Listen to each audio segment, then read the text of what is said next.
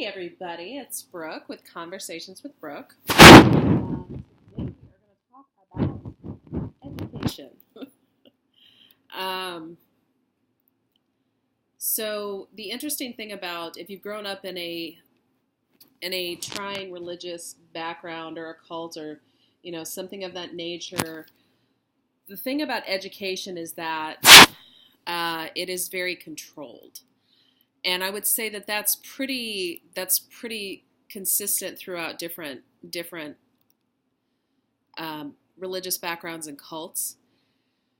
So with the one that I grew up in, so a lot of them they do a version of either homeschooling or they do their own schooling, and because of this, they control what it is people are learning, what children are learning. A lot of the polygamist ones, they don't teach them accurate amounts of history.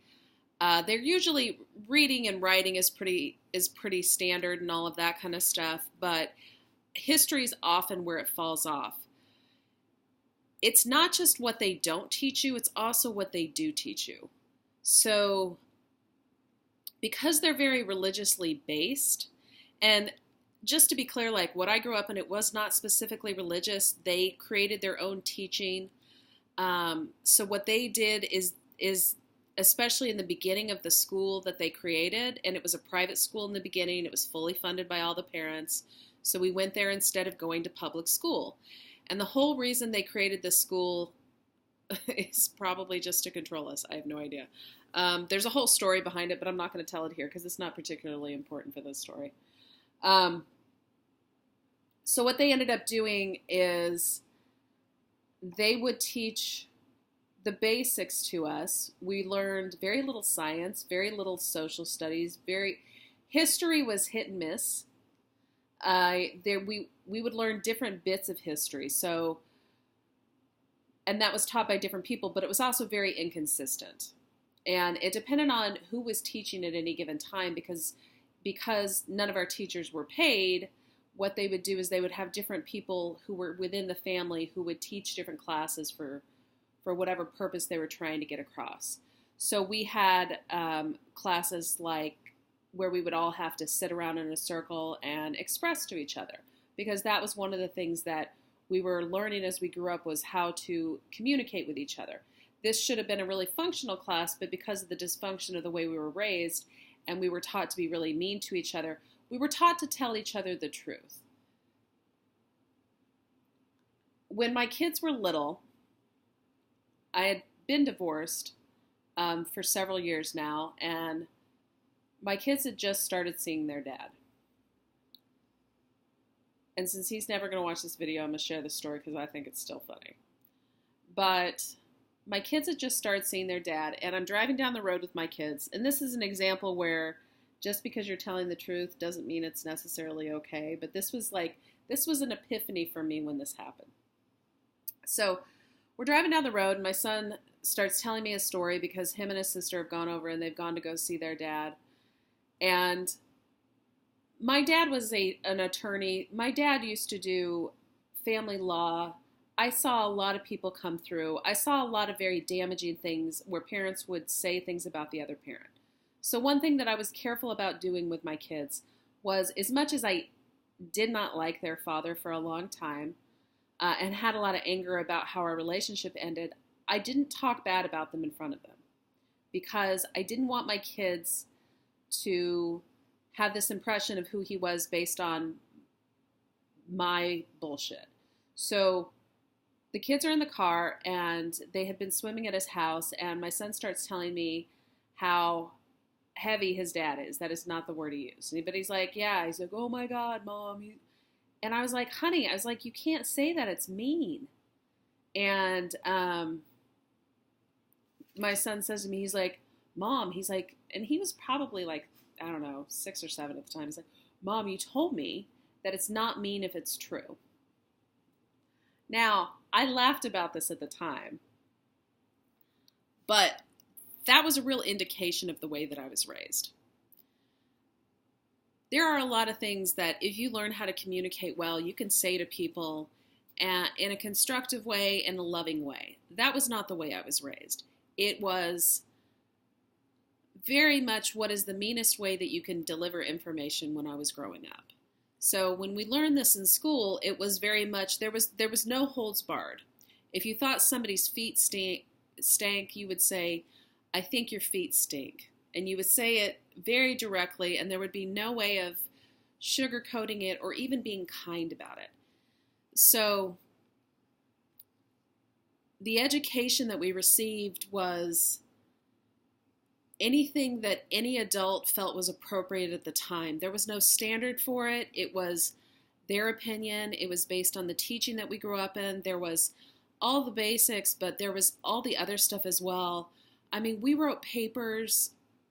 And I was writing papers at a really young age about if I was to choose different parents, who would I choose to be my parents? They had this belief that we had chosen our parents when we came down, and there's different spiritualities that believe some of this. I don't care one way or another. For the sake of this story, it's not really what I'm emphasizing. What I'm emphasizing is, why would you have a 12-year-old child write a story about who they want their parents to be when they already have parents? It's just, there's a ridiculousness to it.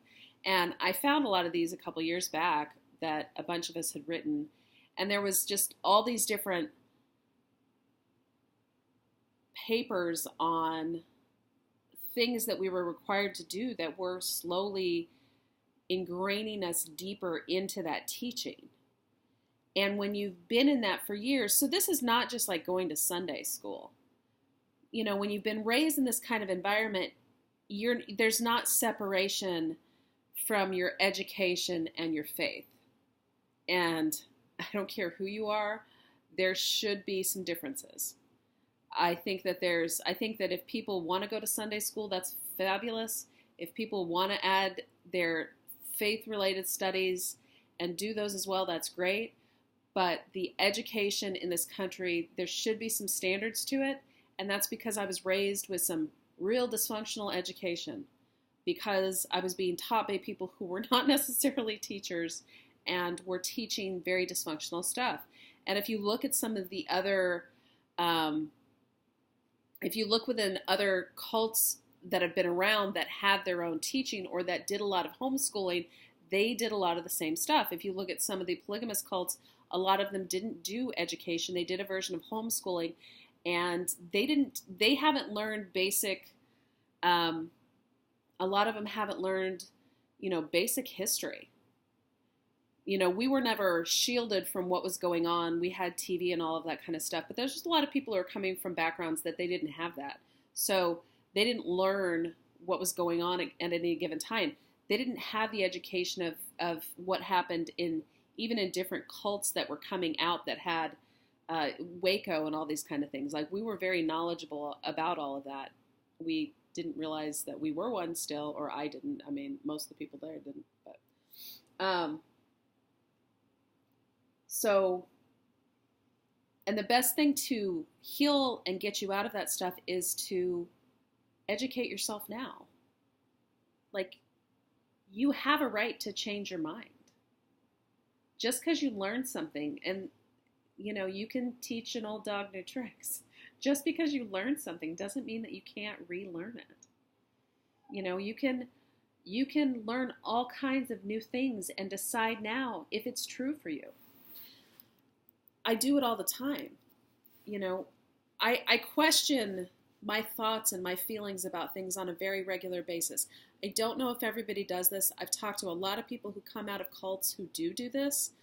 But basically, sometimes there's 3 things that happen a day. Other times it's a couple times a month where something will come into my life and I'll be like, oh, well, how do I feel about this? And I will literally sit and think about how it makes me feel and compare it to what I was told about this situation. Because when you've been told certain things about relationships and certain things about the way that certain people are, or what should be, or you've been ingrained in a certain level of thinking, but you don't have to stay there. So when we're talking about education, you can relearn everything. You can change your mind about all of it. There's still things that come across my path that I go, when my kids were in high school and they're going through this whole high school experience, which I never had. I never went to high school. As they were going through high school, it was like, well, gosh, I don't know. I was told this when I was younger, and that was really wrong and dysfunctional. So how do I feel about this now? And I would, and if it was something that I wanted more information about, I might study it. I might look stuff up on the internet. I might go to people who are experts in that field. Educate yourself.